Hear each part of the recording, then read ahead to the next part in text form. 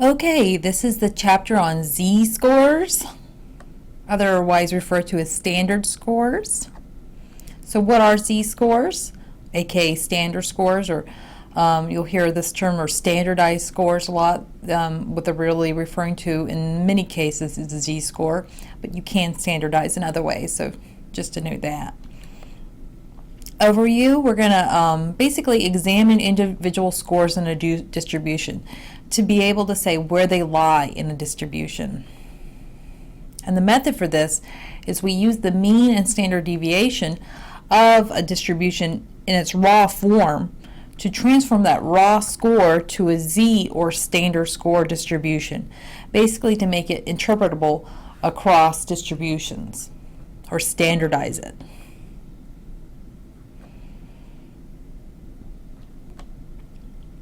So what do we mean by that? So let's say you receive a score of 76 on an exam. When you first see that, you might be depressed, or I don't know, depending on how much you study, you might not be that depressed, you might be happy.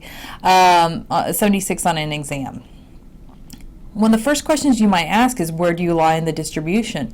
Is that good for the group, or is that not so great for the group? Where do you lie in that distribution? Are you better off than most, or are you worse off? People do this all the time, kind of keeping up with the Joneses. So, given the mean and standard deviation of a distribution, you could be better off or worse than your fellow students. And students always want to know this. They want to know, well, am I a little bit better or a lot better? And looking at the figure below, a score of 76 for the A portion, or the A distribution, a score of 76 is 2 standard deviations out when there is a standard deviation of 3. So when sigma equals 3, then you have a mean of 70. Your score of 76 is 2 standard deviations above the mean. And that's pretty good. You don't feel so bad about your 76 then, and you're thinking, hey, 76 isn't so bad. Then if you look at the B portion, or the B distribution, you have that same score, 76, but the standard deviation is 12. So you're really only 0.5 of a standard deviation above the mean in this case. So this is a case where you really shouldn't go crazy and be like, oh, I'm so great. You're okay. You're a little bit above the mean, but not a whole lot. So whenever you get a grade, at least whenever I got a grade, the first thing I would look at the grade and be like, okay, what did I get? And then I'd think, well, how did everybody else do? Am I better or worse off than others? Am I really missing the mark, or should I drop this class? Who knows? And so that kind of information is useful. So a score itself doesn't tell you all that much information. So you need to make raw scores more meaningful by transforming them into Z or standard scores. So it's a way to make data more interpretable. A score itself doesn't tell you all that much information. So as a result, we standardize, or we make it a standard score. So with that said, there are 2 purposes of z-scores. Z-scores can tell you the exact location of your score, of your raw score, or whatever raw score you have within a distribution. So where are you relative to the mean based upon the standard deviation? Are you above the mean? And how much above the mean are you? Are you within 1 standard deviation?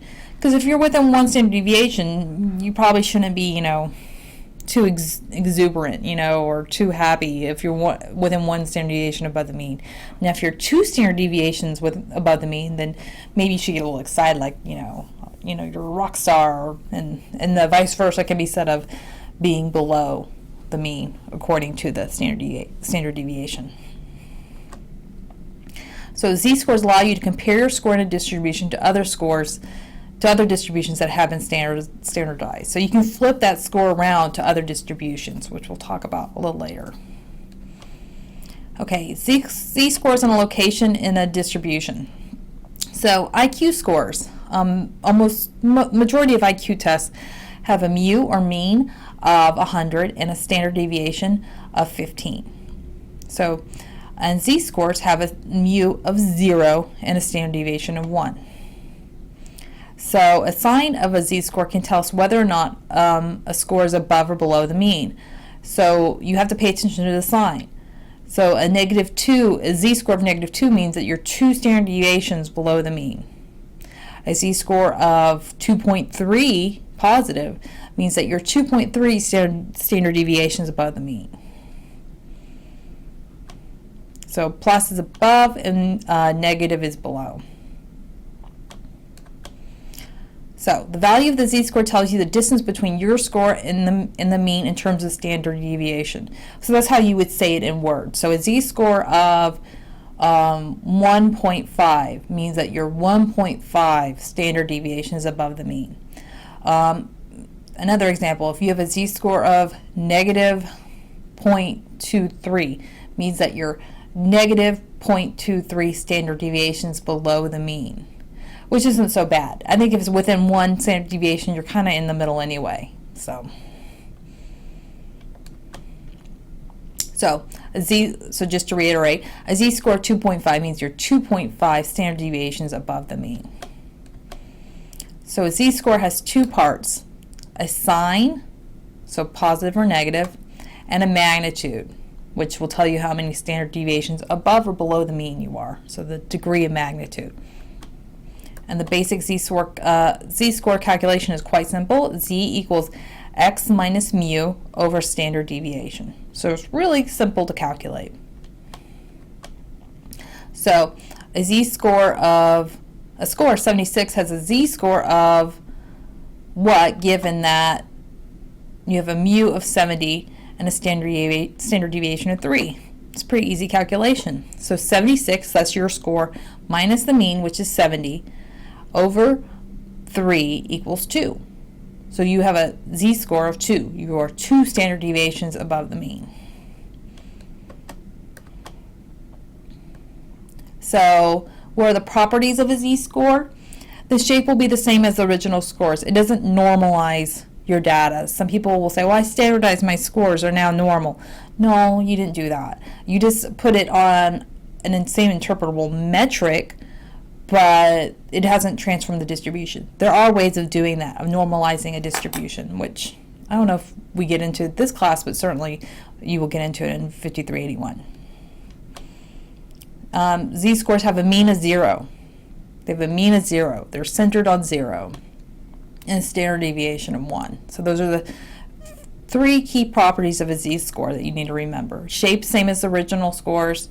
Doesn't normalize scores. Doesn't correct skew. And mean of 0, standard deviation of 1. So in standardizing z-scores into z-scores, we can make comparisons possible by transforming them into predetermined values for mean and standard deviation via 2 steps. 1, we convert the raw scores to z-scores, so that's step 1, and then we transform the z-scores into new x values for a specified mu and standard deviation. So that could be whatever. It could be for IQ scores, GRE scores, SAT scores, you name it. So here you can look at this example. You can transform that score to a z-score pretty simply. You can convert a score from one scale score to another metric. So let's do a GRE to an IQ score. So let's say this is the old GRE metric, by the way. You have a GRE of 1100 with a mu which has a mu of 1000 and a standard deviation of 200. And so listen, you got 1100 on the GRE, the mu is 1000 and the standard deviation is 200. What is the equivalent IQ? Well, you first get the z-score. So you take your score of 1100 minus the mu, which is 1000, over the standard deviation of 200. That gives you a positive 0.5. So this says you're 0.5 standard deviations above the mean. Then you take that 0.5 standard deviations of the mean and you want to convert it to an IQ metric. And as I mentioned previously, IQ has a mu of 100 and a standard deviation of 15. So you do x minus 100 over 15 equals 0.5. So you do simple algebra and you get a 107.5. So that means that a GRE score of 1100 would be functionally equivalent to an IQ score of 107.5. But that assumes they have the same distribution. And what do we know about the shape of the distribution when it comes to z-scores. We know that it doesn't change the shape, so I would say it's more roughly equivalent than anything. And we also know that IQ scores don't have decimal points, so it'd really be like, 108 or 107, I don't know. So, okay. And also know that GRE is not the same thing as IQ, and IQ is not the same thing as GRE. So that's another thing you need to know. So this is more a mathematical exercise than a IQ equals GRE or GRE equals IQ. So, and we can use this for inferential statistics to answer questions about populations from the sample data.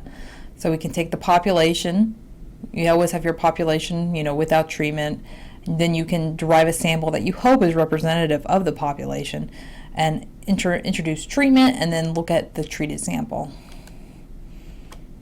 Okay, so that's the presentation on z-scores. Good luck on your homework and tests, etc. And please contact me with any questions.